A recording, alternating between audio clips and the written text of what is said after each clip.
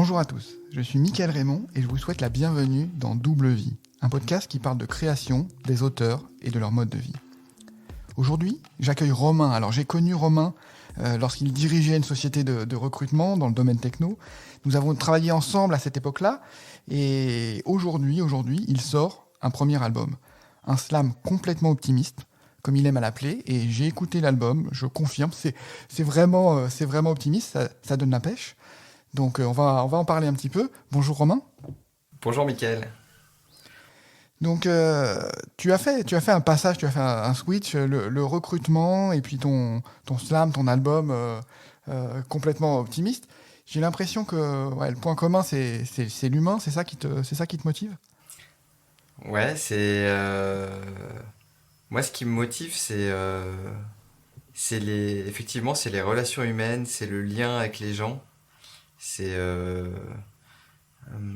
ouais, c'est complètement ça qui me motive. Tu vois, l'humain, c'est un terme qui est, je trouve, un peu galvaudé, et en particulier dans le milieu du recrutement, tu vois, on est humain, etc. Moi, ce qui me motive, c'est vraiment le lien véritable aux gens et le lien de cœur, quoi. Enfin, euh, le fait de pouvoir se parler en vérité, et de pouvoir avoir un lien véritable. Voilà, c'est ça qui me plaît. Et effectivement, c'est ça qui se retrouve à la fois dans mon expérience en recrutement et à la fois dans cet album et dans la musique que je fais. Et de façon encore plus forte aujourd'hui, puisque là, je suis vraiment. Enfin, mon album s'appelle De tout cœur. Je suis vraiment au cœur de mon cœur et au cœur des messages que je transmets dans cet album et au cœur de ce que je ressens. Donc c'est encore plus fort, j'ai envie de dire, que l'expérience précédente. On sent que tu as mis ton cœur et puis il est empreint aussi presque de spiritualité. J'ai en tête le morceau Baraka. Voilà, alors tu parles des berbères dans ce morceau, mais c'est aussi des choses qu'on peut retrouver peut-être dans le bouddhisme, où voilà, il y a une dimension aussi qui est spirituelle très forte, et voilà, profitez, qui est le message, c'est profiter de l'instant et ouvrez-vous à tout ce que vous avez autour de vous. Mm. Ouais, c'est complètement ça, ouais. Baraka, c'est vraiment tout est là, quoi. Tout est là, il n'y a pas à chercher midi à 14h. Ouais. Ouais, non, ce morceau m'a vraiment, vraiment, vraiment beaucoup parlé. Euh, ce qui m'a marqué aussi, ce qui aurait pu être même le nom de ce podcast Double Vie. L'album s'ouvre sur Démarre. Donc voilà, c'est une invitation à la création. On se bouge et on a des choses en nous et il faut les sortir. Toi, comment t'as démarré ce projet, cette aventure? Alors moi, j'ai beaucoup de chance parce que pour démarrer, j'ai jamais de mal à démarrer. Depuis tout petit, j'ai toujours créé des projets. Là, c'est peut-être le 10e projet que je crée, entre les projets que j'ai créés à l'école, dans mes années d'études, et de façon pro. Et donc comment j'ai démarré, en fait, ça a été vraiment une sensation très forte. Je m'étais mis à mi-temps dans ma précédente boîte, donc c'est celle dans laquelle on s'est connus. Et je m'étais mis à mi-temps la dernière année, donc ça devait être autour de 2017 à peu près. Et parce que je sentais qu'il y avait quelque chose qui s'ouvrait de différent en moi, mais je savais pas ce que c'était, quoi. Et, euh, et donc j'ai beaucoup lu, j'ai pris beaucoup de temps, j'ai fait une thérapie que j'avais déjà démarré avant. J'ai vraiment pris du temps pour moi pour accueillir ce qui allait s'ouvrir, quoi. Et, euh, et à un moment donné, en fait, c'est venu. Et je faisais aussi beaucoup de musique parce que j'en faisais déjà en amateur, je faisais beaucoup de piano. Euh, et j'ai commencé une formation de psycho aussi, tu vois, pendant ce mi-temps-là. Et donc j'ai ouvert pas mal de choses. Et à un moment donné, je tombe sur Radio Nova, comment ça s'appelle, le- le- on n'a qu'à dire les chroniques musicales de Édouard Baer dans Plus près de toi. Et vraiment, j'ai une vidéo qui est apparue comme ça sur mon fil Facebook et ça m'a bouleversé en fait de voir, de l'entendre. Et en fait, je me suis dit, moi j'ai envie de faire ça en fait. J'ai envie c'était aussi clair que ça. Et j'ai créé ma page Facebook le jour même. J'ai écrit mon premier texte et je me suis rendu compte que j'étais capable aussi d'écrire. Alors on avait un petit atelier d'écriture avec des amis depuis un an, donc c'est marrant.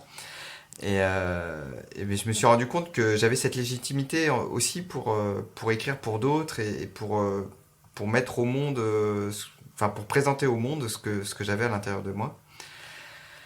Et donc voilà, pour répondre à ta question, comment j'ai démarré, ça a été vraiment ce déclic avec Édouard Baer. Ça a été évident, quoi. Voilà, ça a été évident. Ouais, effectivement, il est inspirant. Enfin, moi, j'ai aussi entendu des textes où voilà, t'es transporté, quoi. T'es sur une autre planète. Complètement, c'est exactement ça. Ouais. En fait, dans cet album, ce qui est intéressant, c'est vraiment que tu as deux compétences, quoi. Tu as la musique qui est voilà, tu as composé la plupart des musiques de l'album, et puis tu as joué aussi sur l'album. Puis tu as la partie écriture, et les textes sont voilà, les textes sont forts, quoi. Comment t'arrives à composer ces deux parties-là? Tu composes en même temps que tu écris, tu t'écris un texte et puis après tu dis ok, je vais le mettre en musique. C'est quoi le processus? En fait, le processus, il est un étage supérieur à ce que tu dis, c'est-à-dire, il y a pas tellement, en tout cas à l'intérieur de moi, il n'y a pas la musique avant le texte ou le texte avant la musique. Et même je rajoute l'interprétation, tu vois, les trois trucs, texte, musique, interprétation, les trois se créent à l'intérieur de moi en même temps, en fait. C'est, j'entends les trois en même temps. Et en fait, je me suis rendu compte avec mon album et avec la musique que je fais depuis 2 ans, je me suis rendu compte et je ne savais pas. Je me suis rendu compte que quand j'entends une musique qui me touche, que ce soit à la radio, que ce soit voilà, une musique avec ou sans parole, peu importe, et ben j'ai des mots à l'intérieur de moi qui viennent en fait, qui viennent tout seuls comme si ils étaient une transcription de la musique. Et donc depuis tout petit en fait, c'est ça. Quand j'ai une musique qui me touche, c'est une histoire qui se passe à l'intérieur de moi. Et donc pour mes musiques à moi, en fait, il s'est trouvé que chronologiquement, bah, parfois je me mets à mon piano et puis j'ai le texte qui arrive derrière. Parfois j'écris un texte et je me mets à mon piano derrière. Mais les deux en fait sont simultanés. En tout cas, la vibration est simultanée. C'est-à-dire que la musique, elle va pouvoir avoir une certaine couleur ou une autre, mais la vibration de ce que je veux transmettre, elle est simultanée à l'intérieur de moi. Je sais pas si c'est très clair, mais enfin, il y a un truc comme ça qui se passe, quoi. Oui, c'est assez clair. Moi, j'ai l'impression que ce que tu dis, c'est qu'en fait, t'as des émotions qui s'expriment par tous les canaux en même temps, quoi. Tu reçois Exactement. les émotions et voilà, après tu les exprimes. Exactement. Ouais. Voilà, c'est exactement ça. Ouais. J'ai été impressionné par l'album, mais j'ai été aussi impressionné, tu vois, par tout le travail qu'on sent que tu as produit autour. C'est-à-dire que bah, on voit que tu es habitué au projet, donc tu as un site, tu as des vidéos qui sont associées à chaque morceau, un petit texte qui présente le contexte de chaque morceau, tu as un mode de diffusion qui est particulier. Tu as géré cette partie artistique et comment tu as géré ensuite la phase de je veux produire quelque chose qui sorte de l'ordinaire. Alors en fait, pour moi, ça n'a pas été calculé. J'essaye de faire le minimum de calcul depuis le désert justement, parce que Baraka, dont tu parlais tout à l'heure, a été écrite 6 mois après mon désert. J'essaye de plus être dans les calculs en fait. Et donc, je me suis posé et je me suis dit comment est-ce que j'ai envie de le mettre au monde cet album, comment est-ce que j'ai envie de le présenter. Et la présentation la plus basique, c'était de faire un CD et puis de le mettre sur les plateformes, par exemple, tu vois, le truc de base, je fais mon album, puis je le diffuse sur Deezer, Spotify. Et je trouvais que c'était pas juste de faire ça, non pas parce que les artistes sont mal rémunérés et tout, ce qui est quand même un truc que je trouve pas juste, mais là je vais pas en parler maintenant, mais c'était pas pour ça, c'était vraiment parce que pour moi cet album est un petit écrin de ce que je vis, de ce que je ressens, et j'ai eu beaucoup de gens qui m'ont dit que ça résonnait chez eux, et j'avais envie de lui offrir un tapis rouge, quoi, tu vois, d'une certaine façon. Et et, et j'avais envie d'accorder une attention particulière à chacune des chansons. Parce que pour moi, c'est pas parce qu'il y a un album qu'il y a des chansons qui sont bien, d'autres moins bien. Pour moi, elles résonnent toutes en moi et elles sont toutes très fortes, quoi. Tu vois, il n'y en a pas une que je mets plus en avant. Et quand je me suis dit quel est le single de l'album, ça a été Baraka, mais ça aurait pu en être une autre, quoi. Et, euh, et donc, j'ai eu. En fait, pour répondre à ta question, c'est vraiment partie d'une envie. C'est-à-dire cette envie la mettre dans un paquet cadeau qui soit le plus joli possible, euh, pour l'honorer en fait cet album. Voilà, j'avais envie de l'honorer. Donc c'est pour ça que j'ai fait une vidéo par chanson. C'est pour ça que j'ai fait un site spécifique et c'est pour ça aussi que j'ai créé un concept de distribution et de diffusion de l'album qui est aussi spécifique pour que les gens puissent être en lien s'ils le souhaitent autour de cet album, ceux qui aiment cet album en tout cas. Donc voilà, c'est parti vraiment d'une envie, quoi. J'espère que je réponds à ta question. Ouais, tu Ouais. réponds parfaitement à la question, non? Ok. C'est exactement ça. Ce qu'on ressent quand on écoute l'album, quand on parcourt le site, c'est une aventure. En fait, tu parlais de ta retraite dans le désert autour de Baraka, mais on ressent presque sur chaque morceau une aventure. Alors je pense à la vidéo où tu parles du morceau Tour Eiffel, et ça a l'air déjà aussi d'être une aventure à part entière sur la réalisation de cette vidéo et les rencontres que tu as pu faire autour de cette vidéo. Est-ce que tu veux en parler? Parce que ça m'a l'air formidable aussi. Mais Tour Eiffel, en fait, ouais, c'est une aventure très forte à plein de niveaux. Ça a été d'abord Moi, ma grand-mère habitait à côté de la Tour Eiffel, donc quand on sortait de chez elle, on avait la Tour Eiffel en gros plan. Et puis aujourd'hui, mes parents, ils habitent à côté de la Tour Eiffel aussi, quoi. Tu vois, dans un autre quartier, mais du coup, on a la Tour Eiffel aussi en gros plan. Donc la Tour Eiffel, moi, si tu veux, je l'ai vue, enfin, je l'ai vue des centaines de fois, tu vois.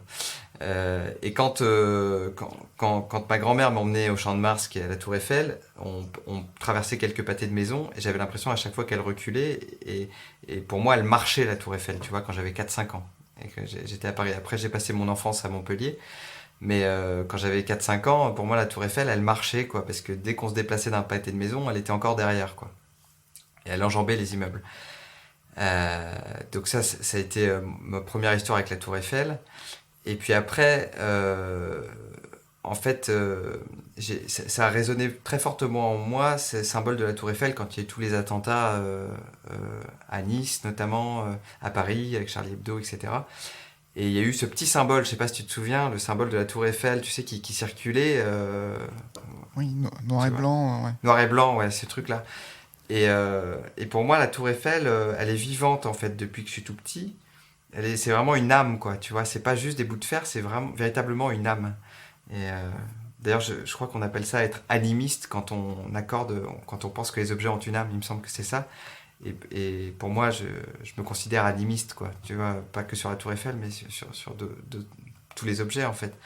Mais la Tour Eiffel, c'est très fort pour ça aussi. Et quand je l'ai vu circuler sur les réseaux sociaux, je l'ai vraiment vu comme un symbole de paix. Et maintenant, aujourd'hui, je vois la Tour Eiffel comme un symbole de paix véritable. Et quand je suis auprès d'elle, je me sens vraiment en paix, quoi. Et puis plus tard, ce qui est rigolo, c'est que quand on a fait cette chanson Tour Eiffel avec mon premier arrangeur qui s'appelait Eric, qui était un ami et qui était l'ancien propriétaire de ma maison, c'est quand même rigolo. On a fait Tour Eiffel ensemble. Enfin, moi j'avais apporté ma maquette et puis il a fait les arrangements de Tour Eiffel. Et on est parti faire un clip et tourner un clip ensemble. Et on est arrivé, il fallait réserver, et puis on n'avait pas du tout réservé pour monter dans la Tour Eiffel. On est arrivé comme des fleurs à 23h. Et en fait, on a été les derniers à passer, donc on a eu une chance de dingue. Et puis on n'avait pas les autorisations pour filmer et on savait pas, quoi. Tu vois, on est vraiment arrivé comme des cow-boys sur la Tour Eiffel. Et puis c'est là il y a eu des agents qui sont venus nous dire, vous savez, vous n'avez pas les autorisations, pas machin, mais ils ont entendu ce qu'on faisait, ils trouvaient ça super, ils nous ont laissé le faire. Et c'est à ce moment-là que j'ai rencontré Amal El Bouchari, qui est une des voix principales de l'album, qui est une voix féminine, et qui est devenue une amie, et qui a mis sa voix sur 5-6 titres, qui est venue chanter avec moi sur ce slam de Tour Eiffel le soir. Ça a été un moment totalement féerique pour moi, voilà. Tour Eiffel, donc le clip de la première version de Tour Eiffel, qui n'est pas la version de l'album, le clip de la première version est visible sur YouTube. D'ailleurs, quand je me réécoute, je me dis, tiens, c'est marrant, ma voix a changé, mon ton, etc. Je sais pas si toi, t'as écouté les deux versions de Tour Eiffel ou pas. Non, je n'ai pas encore écouté la première version, donc je vais aller voir ça. Ouais, t'iras voir, ouais. Donc voilà, Tour Eiffel, c'est toutes ces choses-là. Et puis aujourd'hui, c'est vraiment, je le relie vraiment Tour Eiffel à Amal, qui est venu mettre sa voix sur l'album et avec qui je pense qu'on fera d'autres choses plus tard. Ouais, franchement, l'histoire est incroyable, donc ça méritait d'en parler. Et c'est surtout incroyable après que tu continues, tu as une rencontre impromptue autour d'un morceau et tu continues ensuite C'est fou, ouais. à travailler avec elle et voilà, à créer avec elle. Donc c'est fou. Ouais, c'est fou. Et puis, pour la petite histoire, Amal, vraiment, elle a une double vie parce que elle est hôtesse d'accueil à la Tour Eiffel. Elle chante pour des milliers de gens qui visitent la Tour Eiffel chaque jour. Et puis, elle a gagné la Nouvelle Star au Maroc, quoi. Tu vois, c'est vraiment une, une, une pro de la chanson, quoi. Tu vois, elle a vraiment deux vies, quoi. Et moi, je lui dis, mais pourquoi tu fais pas que de la chanson? Elle me dit, bah, parce que je m'éclate à emmener des touristes sur la Tour Eiffel, quoi. Vraiment, elle s'éclate dans son métier. Je trouve ça magnifique, quoi. Ouais, mais ça ferait une bonne interview pour ce podcast. Ah, mais vas-y, hein, vas-y, Alde, ouais, vas-y. Ok, Ouais, carrément. on va en parler. Donc le projet est une aventure, voilà, qui est complètement incroyable. Et j'ai l'impression que tu as embarqué, voilà, c'est un projet familial aussi. Tu as embarqué sur certaines vidéos, on voit tes enfants, il y a tes enfants sur certains morceaux. Donc j'ai l'impression que c'est un projet aussi collectif en fait et familial. Ouais, ouais, familial et amical. Il y a vraiment les deux. D'ailleurs, au passage, j'ai un enfant, mais tu as dû voir d'autres enfants sur d'autres vidéos parce que j'ai des amis justement avec leurs enfants, etc. Ok, Mais pour le moment, j'ai un enfant ok. qui est celui qui prête sa voix sur Trigastel et qu'on peut voir en vidéo sur le petit teaser de Trigastel. On part à Trigastel Papa. Oui, c'est vraiment une aventure collective. Il y a une vingtaine de personnes qui ont participé de près à l'album. Et puis après, il y en a, je dirais au total, peut-être qu'il y a eu 50 ou 60 soutiens véritables de l'album qui ont apporté un petit quelque chose, mais il y en a vraiment 15-20 qui sont au cœur de cet album, et effectivement, pas mal de la famille et pas mal d'amis, à peu près moitié-moitié. Et cet album aurait pu s'appeler De tout cœur, tu vois, de plus loin T-O-U-S, plus loin C-O-U-R-S, De tout cœur. D'ailleurs, j'ai hésité à la fin à l'appeler comme ça. Et ouais, c'est important pour moi. Cet album est d'une certaine façon avant tout collectif, avant d'être le mien. De la même façon que je me sens vraiment canal de ce qui m'a été transmis au niveau des textes, au niveau de la musique. Je me sens comme un vecteur de ça et non pas comme cet album est à moi, tu vois. Cet album, c'est Romain qui est vecteur de ça et qui est responsable de ça et tu vois, qui tient le bâton pour dire ok, c'est moi qui incarne ça, mais je suis qu'un vecteur de ça. Et dans ce vecteur, pour moi, il y a le monde invisible qui m'a transmis cet album. Et il y a aussi il y a quelque chose qui me touche, c'est que j'ai vraiment envie d'inviter les gens à être à incarner ce qu'ils sont, voilà, à participer à qui ils sont. Et c'est aussi pour ça que j'ai pas hésité dans l'album à ce qu'il y ait d'autres voix que la mienne. Il y a même une chanson sur laquelle il n'y a pas du tout ma voix. Parce que on n'a pas besoin d'avoir une jolie voix. D'ailleurs, je considère pas que j'ai une jolie voix, mais il n'y a pas besoin d'avoir une jolie voix ou quelque chose de joli pour faire du slam ou même pour faire de la chanson.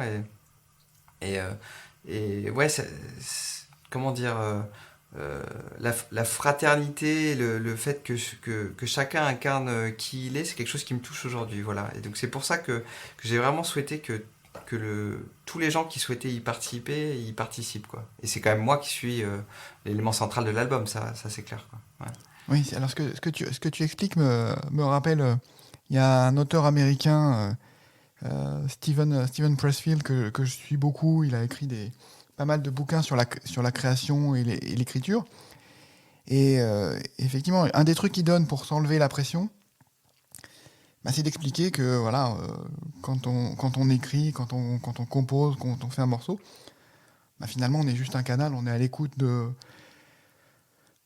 choses, de sentiments, d'informations, et puis on ne fait que retranscrire en fait ce qui vient à nous. Parfois ça vient pas, mais c'est juste un canal. Et effectivement, bah, une fois que tu raisonnes comme ça, t'as moins l'impression de la page blanche, moins l'impression de tout un tas de choses, et du coup t'es aussi plus ouvert, comme tu l'expliques, effectivement à partir dans une aventure, un projet collectif. Donc c'est assez intéressant. On se retrouve sur C'est plein ça. de Ouais, sur plein d'aspects. Ouais. ouais, complètement, ouais, c'est intéressant. Comment il s'appelle cet auteur, tu dis? Steven Pressfield. Ok. Donc, il a fait The War of Arts, donc c'est un jeu de mots avec The Art of War. En fait, son principal credo, c'est comment dépasser les freins qui t'empêchent d'avancer et de créer, en fait. Donc, comment te dire, ok, bon, bah, on se pose pas de questions, on s'y met, on se pose et on avance. C'est un petit peu démarre, en fait, Ouais. euh, Ouais. que tu retraduis dans cette chanson-là. Donc, c'est un petit peu le même esprit. Et voilà, et il il abandonne cette pression en se disant bon voilà, je ne suis qu'un canal, modestement je suis un canal pour retranscrire un certain nombre de choses. Donc, ouais, complètement. Et puis même, ce que j'ai envie de rajouter à ce que tu dis, c'est que dans le prolongement, c'est que j'ai vraiment découvert un endroit dans ma progression personnelle que la seule sécurité qu'on a, ou en tout cas que j'ai, mais je pense que c'est assez universel, c'est vraiment la sécurité du cœur et de l'amour. On peut avoir des sécurités financières, on peut avoir des sécurités d'avoir un toit, machin, enfin plein de trucs comme ça. Mais la vraie sécurité qui ne peut pas être détruite, c'est celle du cœur, des liens et de l'amour. Et moi, en tout cas, quand je me connecte à mon cœur, je sens cette sécurité. Et si mon cœur, il me dit d'amener 10 personnes dans cet album, s'il me dit voilà, de faire des choses qui peuvent être osées, ou d'écrire de façon osée, eh ben, je me sens... Aujourd'hui, je suis capable de me sentir en sécurité de là-dedans, et de dire, ok, moi je suis vecteur de ça, donc je vais avoir sûrement des gens à qui ça va pas plaire, et des gens à qui ça va plaire, et c'est complètement ok, parce qu'à l'intérieur de moi, ça part de là, en fait, et c'est pas quelque chose de mental, c'est pas... Tu vois? oui, je vois, tu reviens à ce que tu disais tout à l'heure, tu n'as pas calculé, quoi. Quand tu as créé le site, tu n'as pas calculé, tu as avancé, et puis tu as fait ce que tu sentais devoir faire, Il en y a de la fait. Un peu. sécurité là-dedans, en fait, c'est ça que je veux Oui, rajouter, en fait. aussi, ouais. C'est qu'il y a vraiment de la sécurité, et ça détend, en fait. Du coup, ça détend. Et moi, dans 5 mois, j'ai plus d'argent, mais je suis détendu, si tu veux, parce que je suis à l'endroit de l'expression de mon cœur, donc c'est ok, en fait, tu vois. Et je sais pas ce qui va se passer en 5 mois pour que je puisse continuer, tu vois. Ouais, ouais. Mais ça, on retrouve. C'est un peu l'esprit baraka. Ouais, c'est l'esprit Voilà, baraka, ouais, ça. Ouais. tu sais que tu as une confiance et une sérénité qui fait que tu sais que le chemin va se tracer au fur et à mesure que tu avances. Donc, Exactement. voilà, c'est l'esprit. Euh, ouais, ce qui m'a frappé, c'est justement, voilà, quand j'ai fait cette retraite là, que je suis parti, c'était en novembre au Portugal, je suis revenu, donc j'ai passé une semaine, voilà, méditation, yoga. Et je suis revenu, j'ai fait le ménage dans ma liste musicale, en fait, dans ma playlist, parce que, bah, en fait, il y a un certain nombre de choses. Alors, on est envahi par les sollicitations des réseaux sociaux, un peu pollué par tout un tas de messages négatifs. Et j'ai ressenti malgré tout aussi le besoin de nettoyer mes playlists en disant, bah, ça, c'est un peu dark, un peu peut-être agressif, ou alors j'en écoute un peu de temps en temps, mais globalement, j'ai nettoyé parce que j'ai besoin d'avoir un message tu vois, de ressentir un message positif. Et c'est effectivement totalement dans l'esprit de ce que tu as écrit. C'est voilà, un peu ouais, un nettoyage et une manière de se nourrir. C'est un peu comme quand tu te nourris de... Tu vas manger bio, tu vas manger sainement, tu vas manger de la salade, etc. Bah, tout participe, tout ce que tu ingurgites, même intellectuellement, participe voilà, à cette sorte de bien-être. Complètement. Donc, ouais, donc ouais, j'ai l'impression que tu as fait un cheminement similaire. Au mien. Ouais, ouais, ouais. Et d'ailleurs, je suis entièrement d'accord avec ce que tu dis sur ce nettoyage et sur se poser la question de quoi je me nourris. La nourriture, mais aussi les liens, aussi la radio, aussi les playlists, enfin tout ça, de quoi je me nourris chaque jour. Et ça me fait penser à un conte amérindien que tu connais peut-être, où il y a... C'est une fille amérindienne qui a passé enfin, pendant les guerres avec les Américains, qui a passé en gros toute son enfance dans les jupes de sa grand-mère. Et donc sa grand-mère lui apportait toute sa sagesse en fait. Et elle lui dit, tu sais, à l'intérieur de toi, tu as un loup noir et un loup blanc. Tu as les deux, tu as l'ombre et la lumière à l'intérieur de toi en fait. Tu as ces deux loups qui sont à l'intérieur de toi. Et du coup, la petite fille lui dit, ah mais comment, du coup, à l'intérieur, lequel gagne quoi, tu vois, entre le noir et le blanc, lequel des deux gagne? Et sa grand-mère lui répond, celui qui gagne, c'est celui que tu nourris, que tu nourris. Et vraiment, je trouve ça super parlant, quoi. Quand tu nourris la lumière, bah, c'est la lumière qui gagne. Et quand tu te nourris, toi, de choses lumineuses, bah, c'est ça qui gagne chez toi, quoi, aussi. Mmh. Ouais, exactement. Oui, ça résume exactement ce qu'on venait de dire. Donc c'est parfait. Tu disais là que tu as lancé cet album, que tu sais pas ce qui va se passer après, en tout cas financièrement. Est-ce que toi, tu as d'autres projets là, dans ces 5 mois? Qu'est-ce qui va se passer pour toi? Moi, je suis très monoprojet en fait. J'arrive pas à faire deux trucs en même temps. Donc, parce que il y a tellement à faire pour moi dans un seul projet. J'aime bien quand c'est bien fait, quoi. Quand je suis allé au bout de moi-même sur un projet. Alors, il y a plein de choses qui me passionnent, mais j'arrive pas à les faire en simultané, quoi. Donc, aujourd'hui, j'ai pas d'autre projet que celui de me faire connaître, faire des concerts, vendre mon album, et après me faire connaître, faire des concerts, faire mon album, et ensuite je vais me faire connaître, faire des concerts et faire mon album, tu vois. Je suis que dans cette énergie-là en ce moment. Peut-être que dans 6 mois, ça sera autre chose. Euh, Dans les envies qui satellitent autour de ça, moi, ce qui m'attire aussi, j'aimerais beaucoup faire des conférences, j'aimerais beaucoup parler, faire des podcasts comme je suis en train d'en faire un aujourd'hui. Et je te remercie vraiment beaucoup de m'avoir invité sur ce podcast. C'est Un super cool, plaisir. quoi. C'est un vrai Ouais. plaisir. J'adore faire ça en fait aussi. Euh, voilà. Enfin, euh, j'aime beaucoup transmettre. J'aime beaucoup apporter mon regard et me nourrir de celui des autres. Donc tout ce qui est autour de l'échange ouais, autour de l'échange et du lien, c'est des choses que je vais avoir envie de faire et que je fais déjà aujourd'hui et que j'ai envie d'amplifier, quoi. Ouais, bah, je te souhaite de pouvoir continuer à amplifier ça parce que c'est vrai que le podcast, moi, je l'ai démarré juste pour le plaisir de l'échange et des rencontres, en fait. C'est avant tout ça. C'est passer de bons moments en partageant des idées, des impressions. Toi, qu'est-ce qui te nourrit en ce moment? Est-ce que tu as des références, des modèles, des choses qui te font vibrer là, maintenant, tout de suite? Alors en ce moment, ce qui me nourrit, c'est de faire de la méditation. Je découvre ça en fait. J'en ai fait à plusieurs reprises, mais là, je me suis vraiment installé dans quelque chose de régulier et avec Petit Bambou. Je sais pas si tu connais Oui, oui, je l'appli. connais. Ouais. Je connais. Et ben c'est vraiment cool. Franchement, je trouve ça génial. Là, je suis sur les méditations pleine conscience de Christophe André et je trouve ça vraiment chouette. Donc ça, c'est une belle nourriture pour moi en ce moment et en particulier ce dernier mois avec la sortie de l'album, ça a été, j'ai pris un programme de méditation qui s'appelait Méditer au cœur de l'action et ça m'a vachement détendu sur la sortie de l'album. Donc ça me nourrit.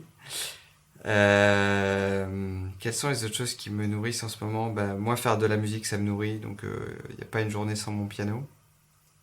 Tu m'aurais interviewé il y a 2 ans, je t'aurais cité plein de bouquins que je vais te citer maintenant, mais aujourd'hui je suis pas du tout dans une phase de lecture, je sais pas pourquoi, mais voilà, j'ai des phases comme ça. Il y a eu quelques bouquins qui m'ont bouleversé, il y a eu Les Lettres du Christ, je sais pas si tu connais, c'est une femme qui a Non. canalisé le Christ dans les années 2000, et waouh, c'est bouleversant quoi, comme apprentissage sur à la fois euh, à la fois l'histoire réelle racontée par le Christ. Enfin, moi, j'y crois, si tu veux, à tout ce qui est canalisation et comment dire, et communication avec le monde invisible. Donc, ce bouquin m'a énormément parlé sur l'histoire du Christ et sur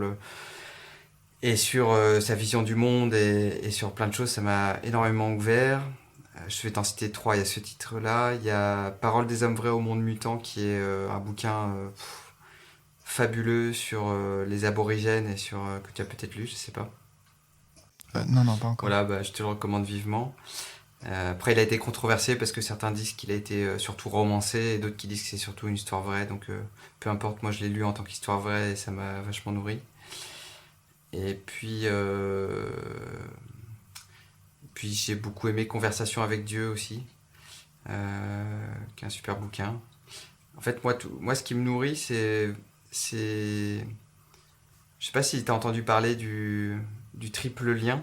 Il y a le lien à soi-même, il y a le lien, tu vois, qu'on a avec soi-même, avec son enfant intérieur, avec voilà.